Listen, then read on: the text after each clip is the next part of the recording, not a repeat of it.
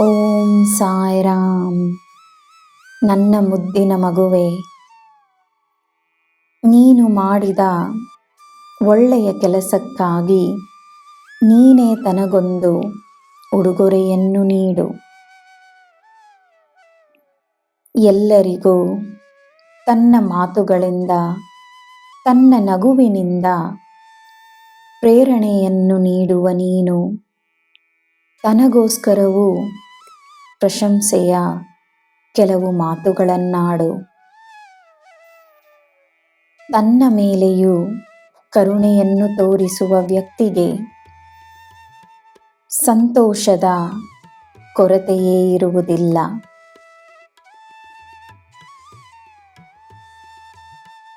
ನಿನ್ನ ರೂಪ ಭಗವಂತ ನಿನಗೆ ನೀಡಿರುವ ವರಪ್ರಸಾದ. ಬೇರೆಯವರ ಹಾಗೆ ನೀನು ಏಕೆ ಕಾಣಿಸಬೇಕು? ನೀನು ನೀನಾಗಿರು. ನೀನೆಂದರೆ ನನಗೆ ಬಹಳ ಇಷ್ಟ. ನನ್ನ ಮೇಲೆ ನಿನ್ನ ಭಕ್ತಿಯ ಆಳವನ್ನು ನಾನು ಅರಿವೆನು. ನನ್ನ ನಾಮವನ್ನೇ ನೀನು ತನ್ನ ಜೀವನದ ರೀತಿಯಾಗಿಸಿಕೊಂಡಿರುವುದನ್ನು ನಾನು ಅರಿವೆನು.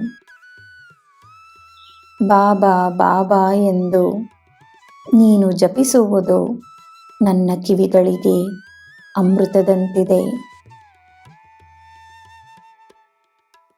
ಎಲ್ಲ ಸಮಯದಲ್ಲೂ ನಿನ್ನ ಜೊತೆಯೇ ಇರುವ ನನಗೆ ಬೇರೆ ಕಾರ್ಯವೇ ಇಲ್ಲ.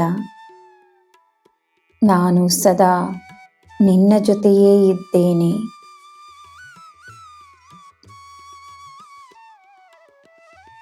ಮಕ್ಕಳು ಮಾಡುವ ತಪ್ಪುಗಳಿಗೆ ಕಠಿಣ ಕ್ರಮವನ್ನು ತೆಗೆದುಕೊಂಡರೆ ಮಾತ್ರ ಸಾಕಾಗುವುದಿಲ್ಲ. ಅವರಿಗೆ ಪ್ರೀತಿಯ ಅಗತ್ಯವು ಎಲ್ಲ ಸಮಯದಲ್ಲೂ ಇರುತ್ತದೆ.